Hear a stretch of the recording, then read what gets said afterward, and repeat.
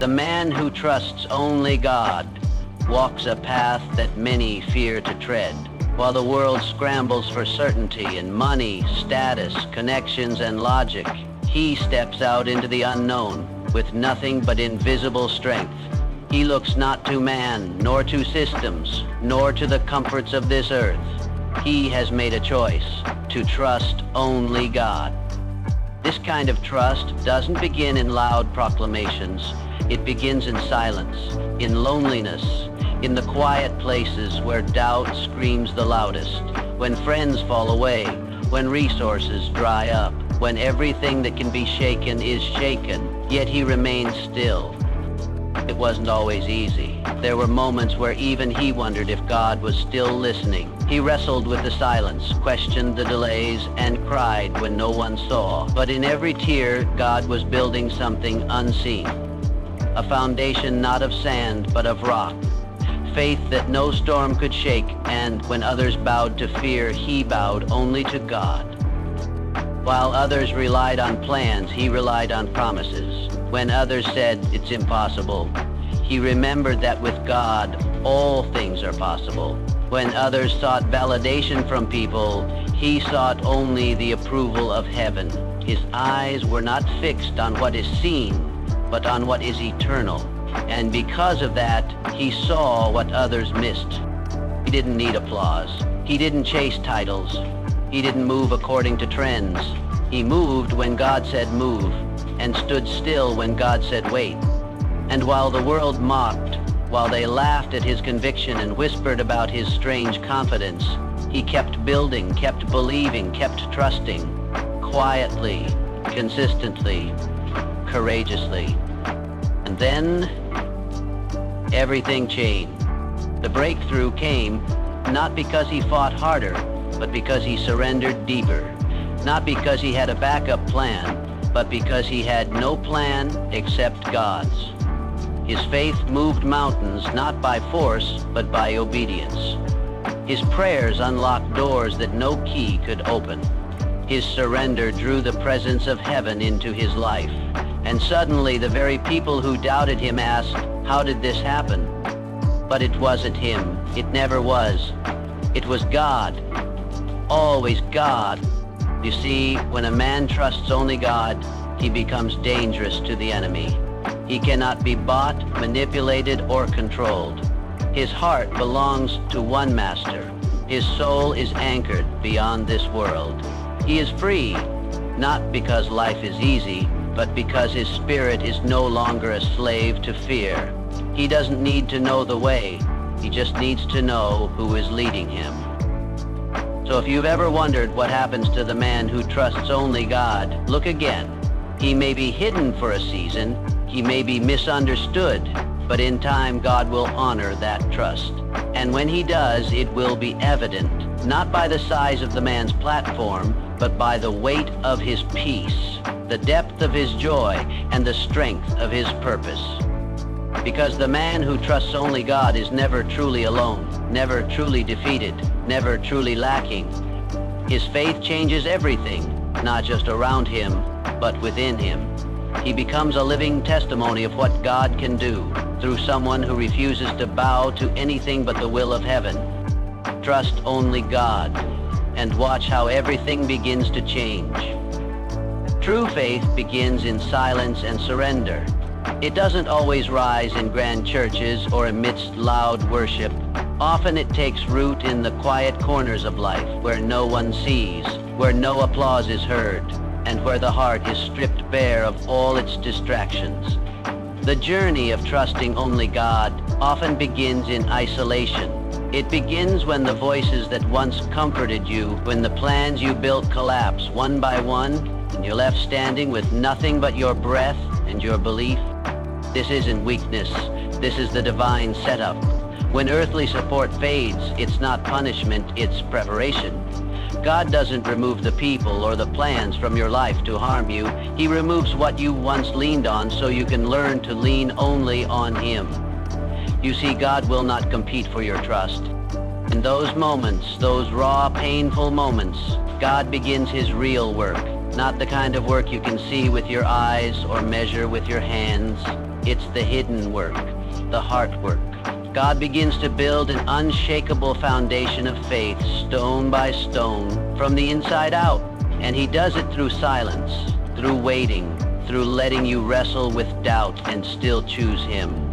That's where trust is born. Not when everything makes sense, but when nothing does and you still say, God, I believe you. Surrender is not a one-time decision. It's a daily laying down of your own understanding, your own timing, your own plans. It's saying, even if you don't answer the way I hoped, I'll still follow. That kind of surrender terrifies the enemy, because a man or woman who has nothing to lose except their relationship with God is unstoppable. You can't bribe them with fame. You can't threaten them with loss. Their security is not in this world. It's in the one who holds the world. The silence that feels like abandonment is often God's classroom. It's where he teaches you how to walk by faith, not by sight. It's where he trains your ears to hear his whisper even when your heart is screaming. It's where he sharpens your spiritual vision so that you begin to see beyond what is and into what could be. You start to see trials as training, not punishment. You begin to interpret delays not as denials, but as divine protection or preparation. Trusting only God changes your posture. You stop chasing people for validation. You stop begging circumstances to work in your favor. You stop panicking when things don't go according to your plan. Why? Because now you understand. God's plan is better. His silence doesn't mean absence. His delays are not rejections. His delays are not rejections. His no is often a setup for a greater yes. And in this sacred surrender, you're not just surviving, you're being transformed. Your character deepens. Your prayers grow bolder. Your peace becomes unexplainable. People start to notice a different kind of strength in you, not the kind that comes from pride or position, but the kind that comes from knowing your source, your identity, and your purpose. You're no longer shaken by bad news because you've learned to stand firm on the good news.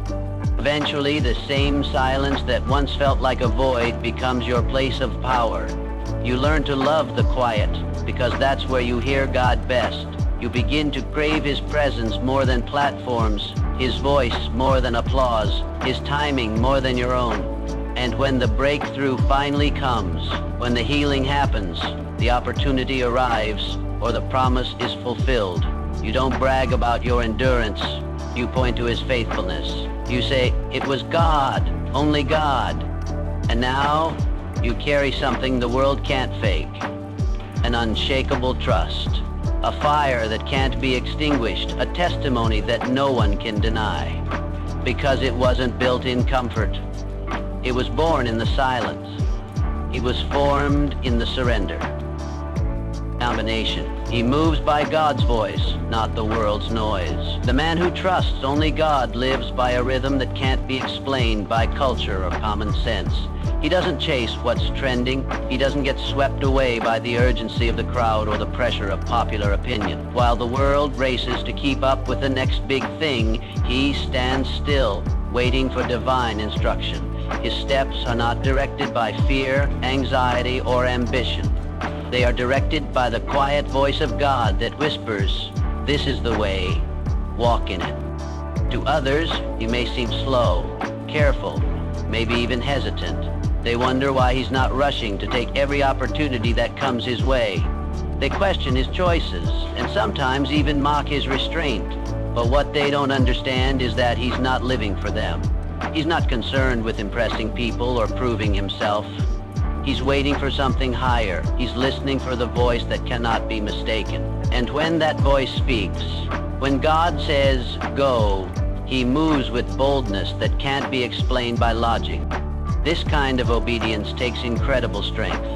It's far easier to follow the crowd, to blend in, to do what makes sense to the majority. But the man who trusts only God has learned that God's ways are not like man's ways. What makes sense to the world often looks like foolishness to heaven. And what heaven values, faith, patience, surrender, humility, is often overlooked by the world. That's why he doesn't live to please people. He lives to obey the one who sees what no one else can see. When you live like this, there will be moments of deep misunderstanding. People may call you stubborn, unwise, or even delusional. They'll say you're missing out. They'll point to what you could have had if you had just done things their way. But what they miss is the peace you carry, divine instruction. And when God gives you a word, it's not just a suggestion. It's a guarantee.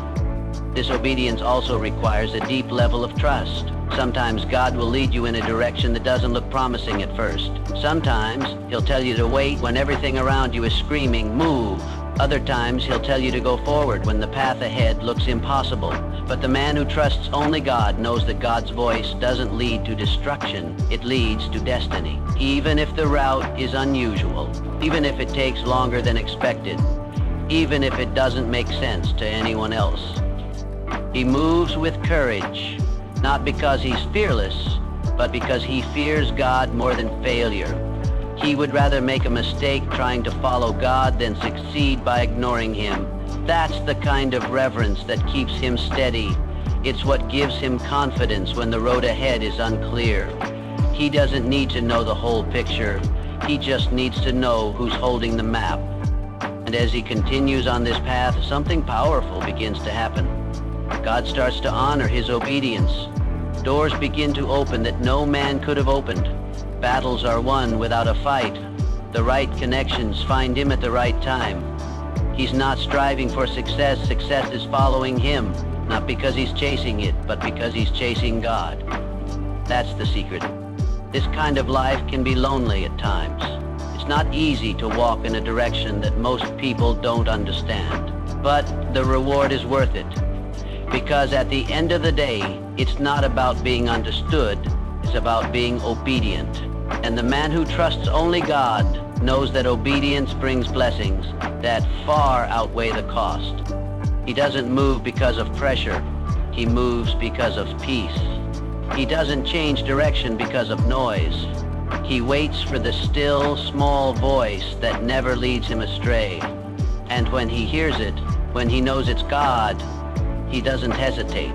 He acts, not because he sees the whole staircase, but because he trusts the one who does. And that's what sets him apart. He lives by faith, not by sight. He listens more than he speaks. He waits more than he worries. He acts not from fear of missing out, but from a deep conviction that God's timing is always perfect. He is unshakable, not because he's strong in himself, but because he is anchored in the one who never fails. He moves by God's voice, and in that he finds his strength.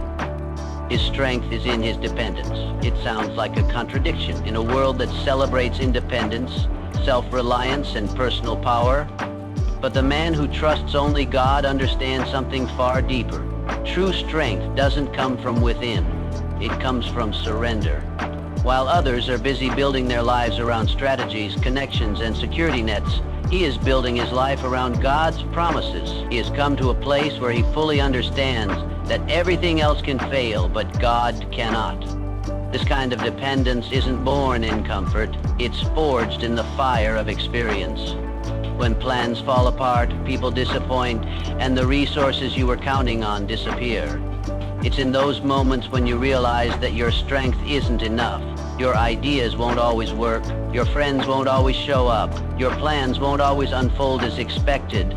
That's when God becomes not just an option, but your only option. And that's when true power begins to rise. The world teaches that being dependent is weak, that needing someone or something outside of yourself is a flaw. But in the kingdom of God, dependence is the pathway to supernatural strength. Because when you know that you can't do it on your own, you open the door for God to show up and do what only He can do. And the man who trusts only God understands this deeply. He doesn't depend on himself because he knows his own limitations. He's not ashamed to admit his need. In fact, he celebrates it. Because in his weakness, God's strength is made perfect. His prayers are not casual or routine. They are lifelines. He doesn't pray because it's religious habit. He prays because it's survival.